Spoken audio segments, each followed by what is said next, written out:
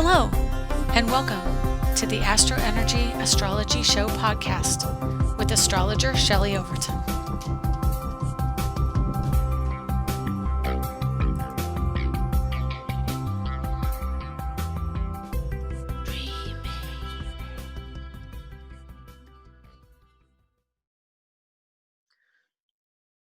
Hi, it's Shelley Overton, and you're listening to the AstroEnergy Astrology Show podcast for December 4th, 2020. And I am an astrologer in Orlando, Florida. My website is angeliczodiac.com. So I want to welcome you to the podcast today. And I've got an itch, sorry. That happens occasionally when I start bringing in spirit, my nose itches. So anyway, I want to welcome you today. We are going to be talking about some kind of esoteric matters. We're going to be talking about astrology and what's going on in the sky right now for all of us. So let's just jump right in. Oh, you know what? I take it back. I did want to tell you, because those watching the video can see this cut on my neck. I want to tell you the story. I was trying to put my cats in to the garage to keep them from the 37-degree cold outside. And one of them didn't want to go in, and I was waiting for my daughter to shut the door, and the cat was like, I'm not having it, and was trying to get away. So his foot, I avoided getting my arms cut, but he got my neck. And thankfully he didn't get any deeper than he did. So yeah, nice little cut there. That was an interesting night. I will tell you the whole story. So this was, I think, Tuesday night. And so I got the cat in, and then I get into bed, go to sleep about 11:30. And there is like this sound that comes into the room, like a knock or something on the wall. And then it was like an energy that came through, and the alarm went off, the smoke alarm went off, and it started beeping like every 7 or 8 seconds for 3 times in a row, and then it stopped. And then the next morning, my daughter had come into my room. Her room was about midway down the house, the other part of the house. And she comes in and said she's really scared because she heard a loud crash and a bang. And so I'm like, okay, well, I'll just go see what it is. And turns out this large, like 2.5 foot wide by 2.5 feet painting that my father did on a shelf above her head fell. And it was wood. And it fell down, but it didn't hit her. She was on a twin bed against the wall. It didn't hit her. It went must have gone like sideways, hit the end table, and then fell on the floor.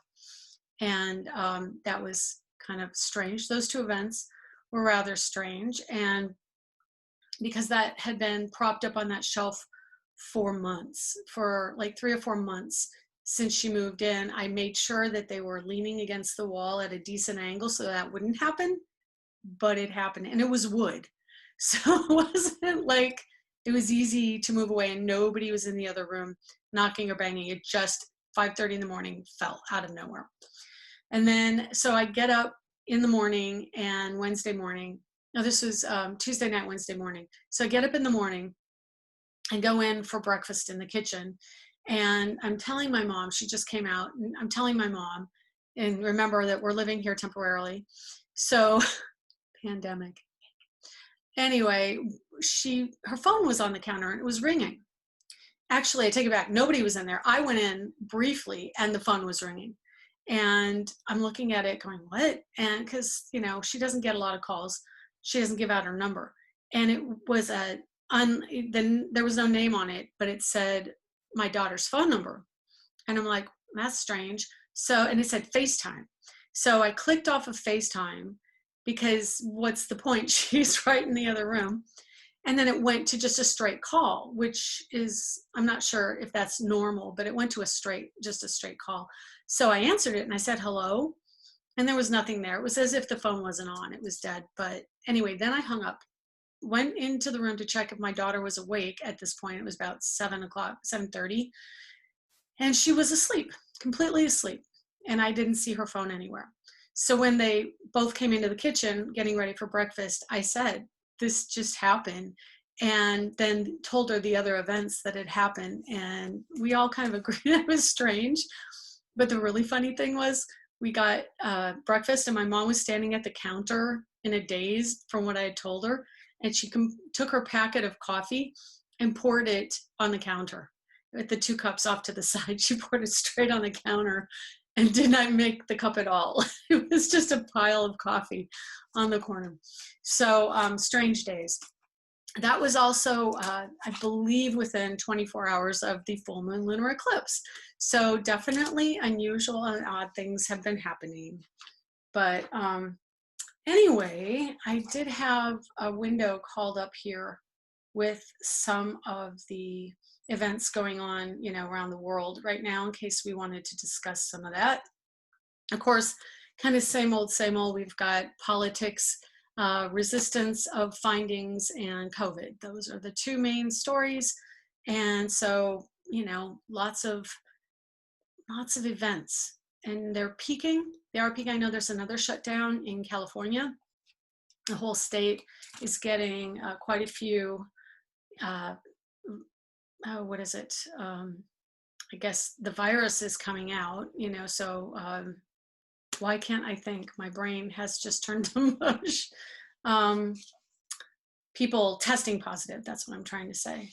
So yeah, and oh, also the other thing I'm just noticing, excuse me, I'm a little congested. We've been having the heat on, and that always congests me, but I'm seeing that a huge oil pipeline is coming to Minnesota, and the activists are talking about trying to stop it. But the other thing is, Trump is trying to open up pristine, never before touched national wildlife parks and lands in Alaska for drilling as well. So oil, now that Neptune is direct, it rules oil. That's happening. Of course, as I've said, we've got Mercury squaring Neptune right now. I need to grab my chart. And the other thing, I'm sitting here trying to get my chart to come to the fore, and a minute ago, and it wouldn't do it. It would stay behind my browser window, which is really strange. So if you've been getting some anomalies, electronic anomalies, very expected right now. We've got Mercury just into Scorpio. And so being in Scorpio, oh, wait a minute, Sagittarius, my bad, in conjunct to the energy of Uranus. And that means 150 degrees away. And then we've also got Venus at 16 Scorpio. I'm sorry. I take a breath here. I started the podcast and my dad interrupted me, so I restarted it. So I'm just taking a deep breath. Anyway, so yeah, we've got this energy of 150 degrees apart, which means it's not exactly opposite, but it's a 30-degree in angle, which is a very uncomfortable angle with the planets. There is friction, there is misunderstanding. The communications are really at odds. So let's just talk about Uranus. Uranus is in Taurus. Taurus is a very grounded energy, so much so that it's probably one of the most stubborn signs of the zodiac. It doesn't budge, it sets its feet in. All the earth signs have their ability to not budge because they grip the earth. They're very solid. And Venus, desire, is in Scorpio, the opposite side, going, you know, I want to discuss value. So Venus in Scorpio is talking about how we relate to other people. Am I valuable to you? Are you valuable to me? And it goes really deep. And so Venus, I'm just relating this to my daughter. My daughter is the Venusian energy in my life. She pretty much has power to charm everybody in the family and gets away with quite a bit. And so that energy is really digging deep in helping us understand psychology of femininity and feminism. And then there's the opposition, but they're both feminine signs. We've got Scorpio is a feminine expression, and Taurus is ruled by Venus, a feminine expression, but I always say, no, it is a feminine sign too. So Uranus, power, control, autonomy, opposite Venus. So there is this sense of allowing versus making it happen. doing something that is not predictable, or it is out there in the ethers more. It brings in, not even in the ethers, but space and science, and bringing this idea that there are quantum energies that we have to understand, which, Venus in Scorpio, she's really about understanding mysteries, which potentially, I guess, could mean also the mysteries of space and life out there. Excuse me. But she is more into the emotional side of things, where Uranus is into the idea of things and the understanding in a mental capacity.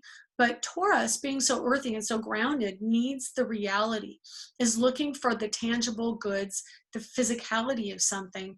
And Uranus, it is somewhat tamped down by the energy of Taurus. It doesn't particularly enjoy that energy because it's an air energy, and when you bring it down, now it kind of restricts the energy that he would normally express, which is very free flowing. Taurus wants to be repetitive. So what that will do is it will bring the scientific energy into more of a repetitive modality. So if you're, say, a scientist or a lab worker trying to come up with a virus vaccine, you're going to have to do those events more over and over to try and understand it, as opposed to maybe moving to a new tack or a new angle. It's going to be seeing how things play out more in a repetitive means. But it can also mean that there are unusual things that come in that you can't explain. And it can also mean, being in Taurus, this is just another angle of that being the Venus material goods retail, it's many different events of that nature. So we're buying online. That Uranus rules electronics. We are, well, and this is the other irony of this placement, is that Taurus wants to be very tactile, and Aquarius, it's not tactile at all. It's ideas. It's just not in cooperation with that. So this energy is kind of working on both sides of the fence, so to speak. That Taurus, always wanting to be tactile and feel it with their hands, doesn't necessarily get to. It has to explore the idea of something without actually touching it. It's bringing the senses more into smell and potentially hearing, eyesight. Uranus rules the eyes. So Taurus is now, Taurians are now going to have to really understand things on another tangible level. And even though I think that the esoteric world, the ideological idea world, is sometimes dismissed by those who are considering themselves logical or reasonable, this energy will absolutely bring those ideas down to earth. So it is, for me, a very wonderful time. Anytime Uranus goes into a new sign and really explores it, it's fun and wonderful to me because I've got Uranus so close to my sun. It's like 7 degrees away. So it's pretty close. And between my Uranus and my sun is Pluto. So, I'm into kind of major shifts and changes. Sorry about knocking that. I've got this stacked up on 2 boxes and a little coffee table, tea table. I don't know what you would call it. But we see this energy, and it means that there's an exploration for Uranus. So ideas and understanding, eccentricities, alternative methods in agriculture, which is what Taurus rules, in retail, in anything that would be Venusian, cosmetics, well, and also potentially anything that's the tangible goods of the head, which, remember, Aries is the first house, Taurus is the second. So the second house manifests the energy from the first, wherever it lands. If we put Capricorn on the horizon, Aquarius is on the second house. So then Aquarius is able to somewhat manifest the ideas of Capricorn, which we will see come December and January. I do think that there are going to be more, the word lockdown came to mind, but I didn't necessarily mean it with people, more clamping down of ideas and trying to understand how things are in the tangible world that maybe before were concepts, but also bringing in that structure that Saturn will also reiterate, not only just coming out of Capricorn, but also now bringing, excuse me, his energy into the discussion. So it's not just this Aquarian, now it's a free-for-all, but it will be, okay, here's an idea, bring it down to earth. Here's another idea, bring it down to earth, and find some kind of linearity to it all.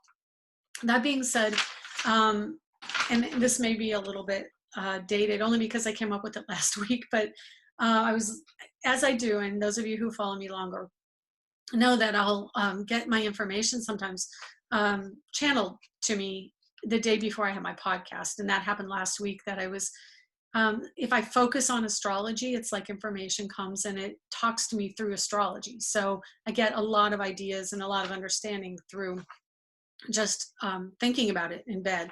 And my kitty cat is visiting me again right now. You know, 1 second.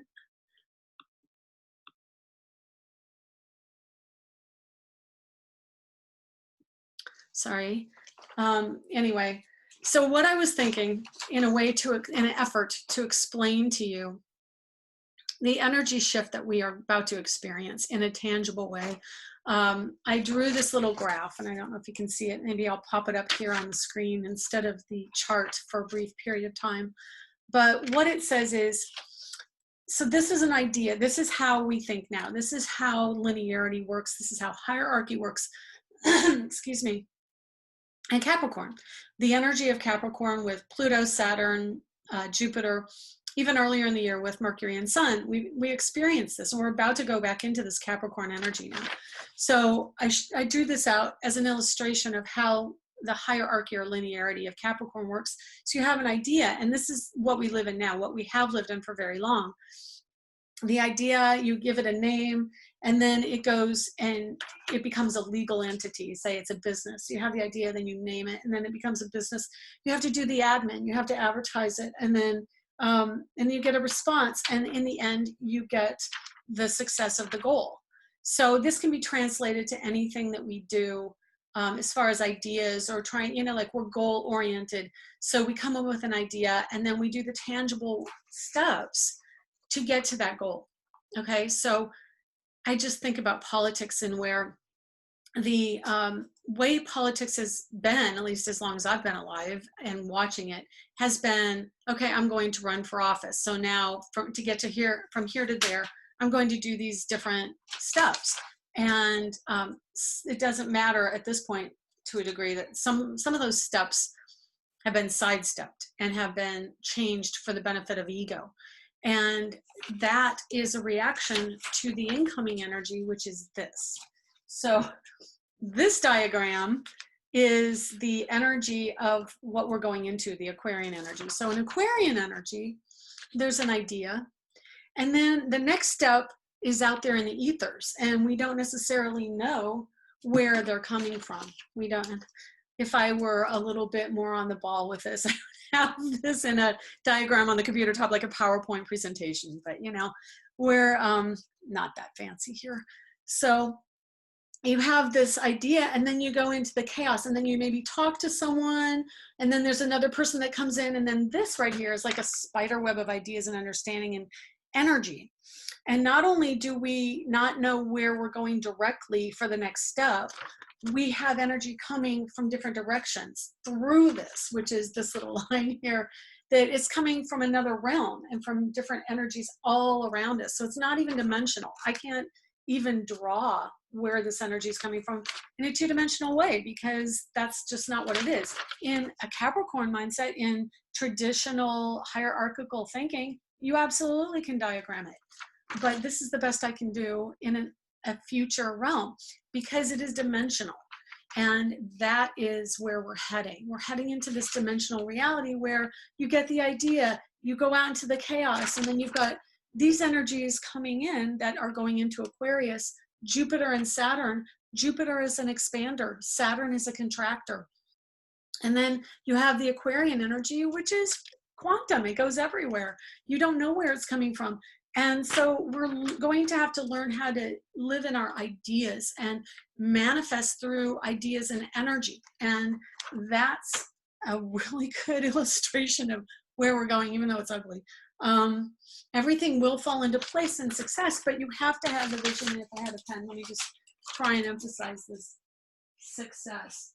Success, in the end, success comes from putting the idea out and being open in a liberal sense, not political, but just the sense of allowing energy to flow from everywhere, because we can't control it, which is a major shift from Capricorn to Aquarius. There's no control over it. And that is frustrating on two levels right now, because Capricorn wants to control it, but Capricorn's at the end degrees, Pluto, Jupiter, Saturn. So Pluto's at 23 today, Jupiter's at 26, and Saturn's at 28 degrees of Capricorn. They are winding down the energy. Now, Pluto's still going to go retrograde a few more times before he's fully into Aquarius. So he's really trying to have us adjust.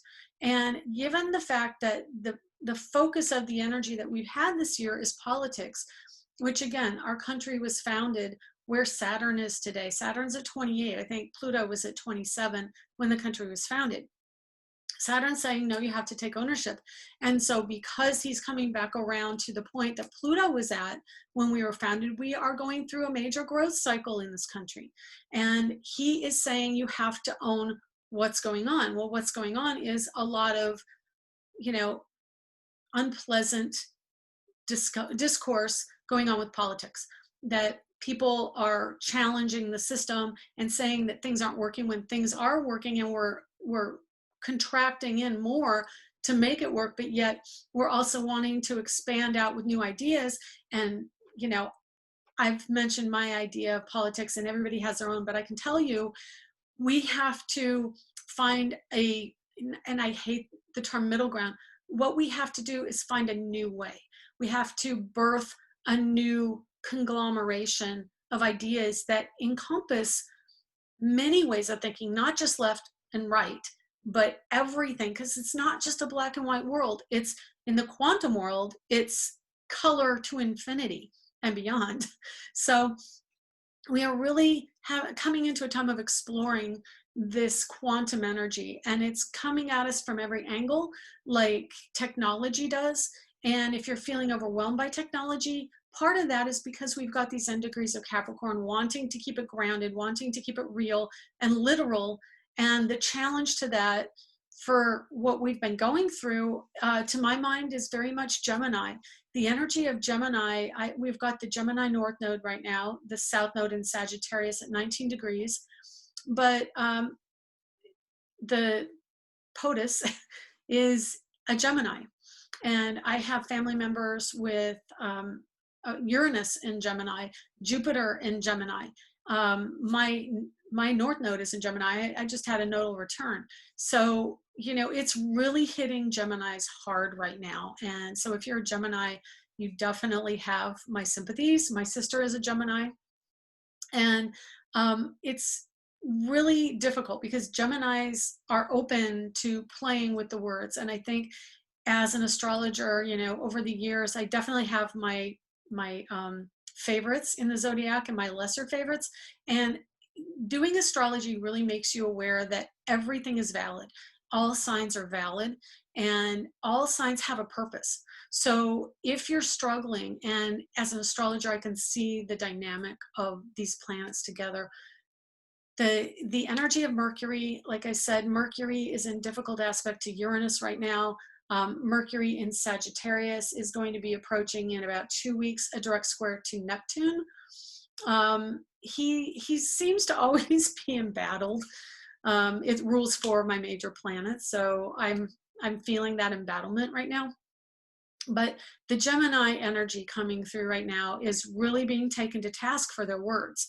And if you're a Gemini, you may even not feel necessarily like you've said something wrong. I mean, I think everybody has Gemini in their chart.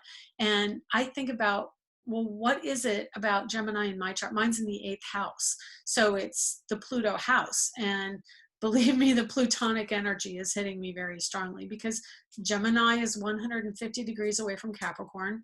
My nodes are in the degree that Saturn's at right now.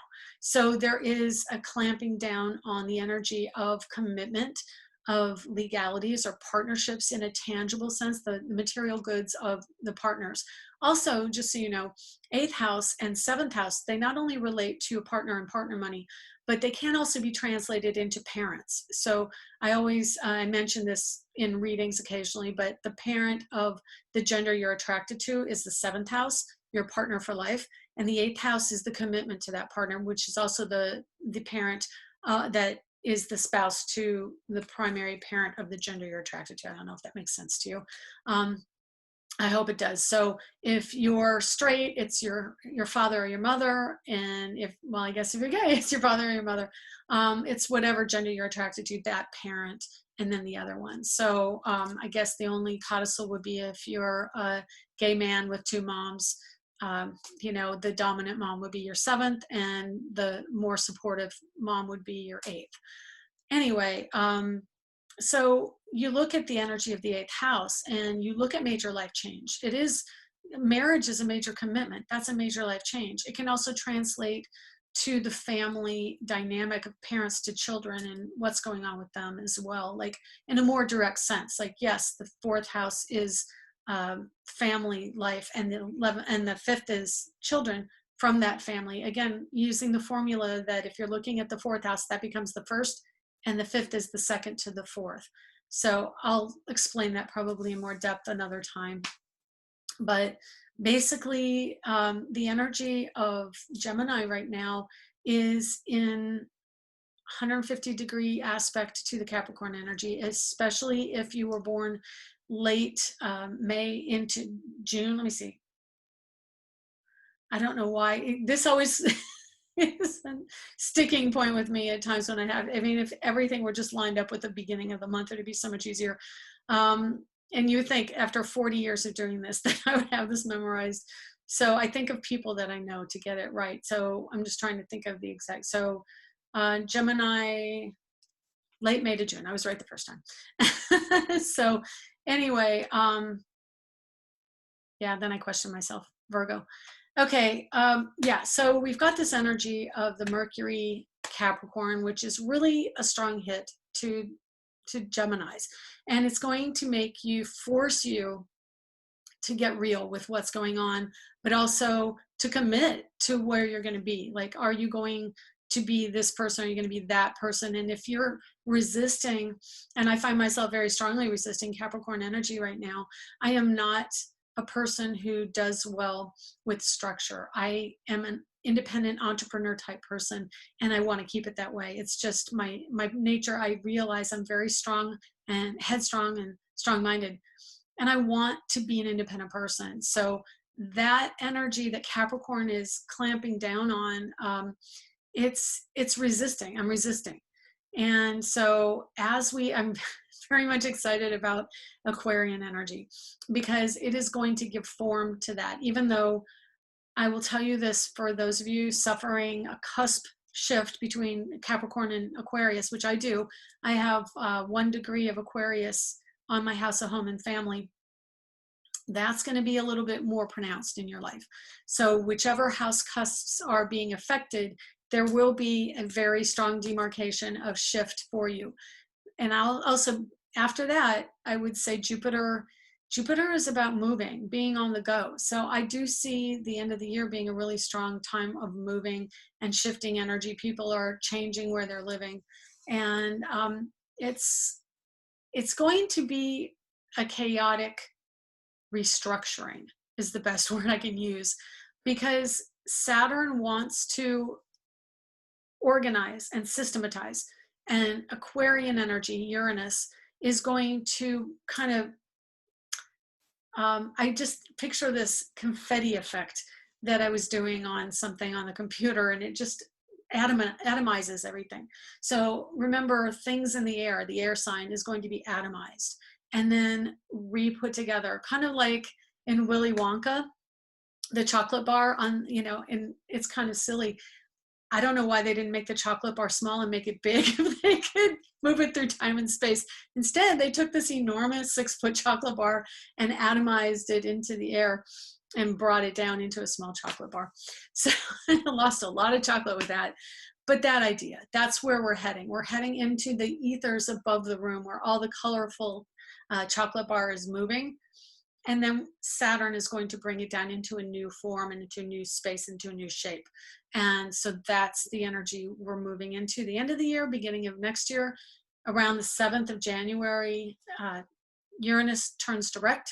So we've got this strong energy of the new moon eclipse in Sagittarius. I believe it's at 23.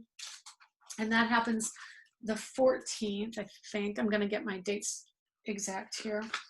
So the middle of this month is super big. And you can see how much is written on this coming week. Not this week, but next week. And it's Friday. So it is on its, well, let me see here. I take it back. What is this? Okay, so it's not next week. Next week's the 7th, but the week after. My apologies there. Lots of chaos going on.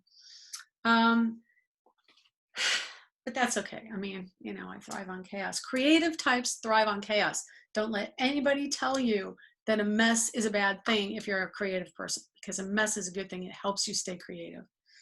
Anyway. Okay, so we're going to have a new moon on Monday, the 14th, a solar eclipse. So yes, 23 Sagittarius.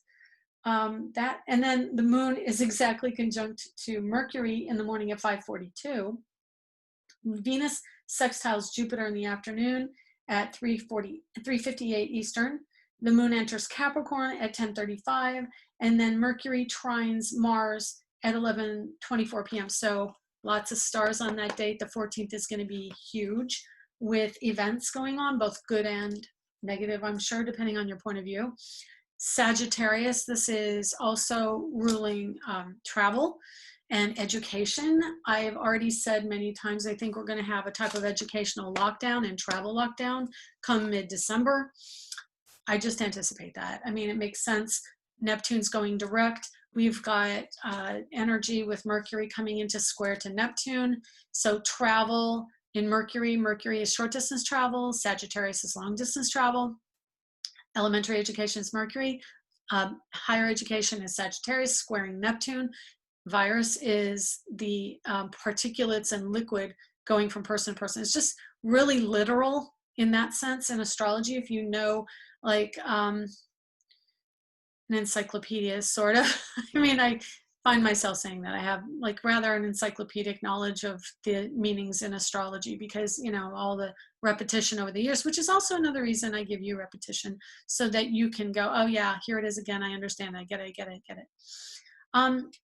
Mars is in conjunctive Venus right now, 16 Scorpio to 17 Aries.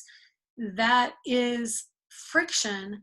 But I don't see that particularly as a war aspect. I see it as I'm not happy with you and I'm going to act out and tell you what I think. And especially with Venus is women, Mars is men.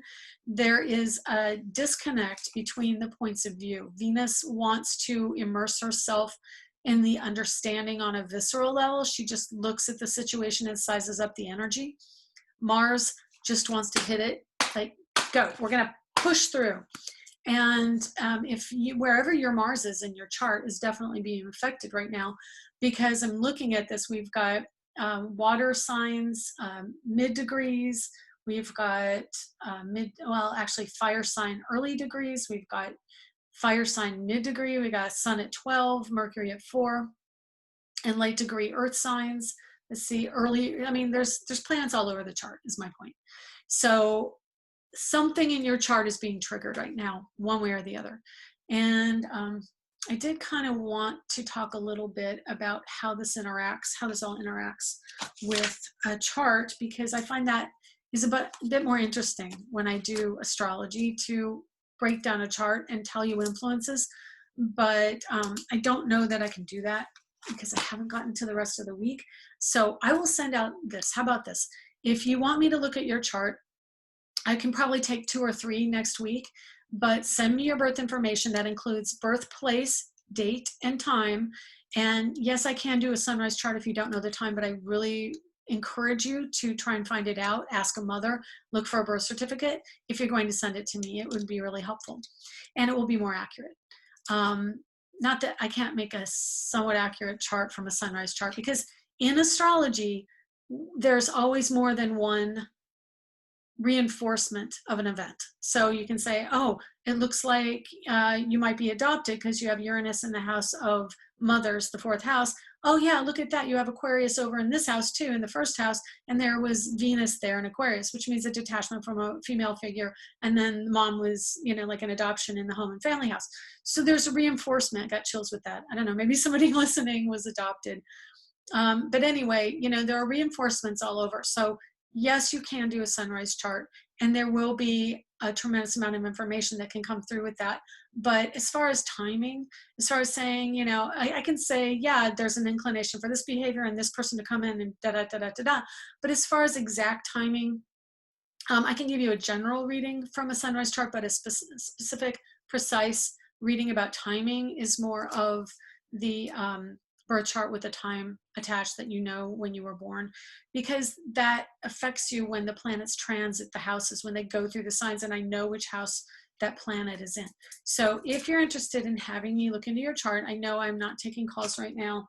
Part of that, I will be honest with you, is because in my personal chart, the cluster, the stellium of Capricorn planets falls just before my 4th house on the lowest part of the zodiac. So you've got the bottom half of the chart, and it's right at the IC, which is the Imam Coeli, I don't know.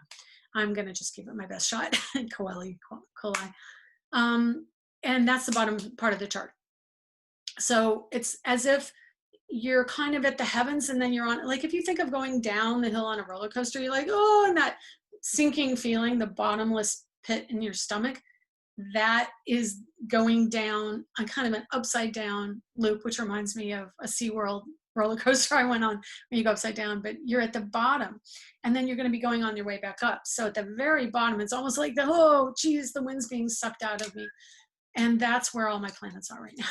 My Capricorn planets are right before the cusp of my 4th house on the IC. So yeah, it's not a fun spot, and it's really kind of shifting until I go back up and then make that kind of solar arc at the top of the sky at the MC. Anyway, what was I saying? Oh yeah, so if you want a reading next week, please do send me your chart information, and you can do that at so@angeliczodiac.com, the letters S and O @angeliczodiac.com, or you can go to angeliczodiac.com and find contact and send it to me there. You can get me at Facebook. It's Angelic Zodiac on Facebook. I'm on Instagram, Pinterest, YouTube. I'm everywhere on the main social media sites. I have got a TikTok account, but I don't think I have it under my Zodiac stuff. So anyway, thank you for joining me this week. As usual, it's always wonderful talking to you, and thank you so much for listening and enjoying. Hopefully you can also give me some feedback. If you listen to this on Apple, please do rate the podcast and be kind. It helps my numbers. It helps other people find the podcast. So anyway, if you also have questions for me that you want answered, just general astrology questions, please also send me an email or contact me for that. So thank you so much. We'll see you next time. Bye. Have a good week.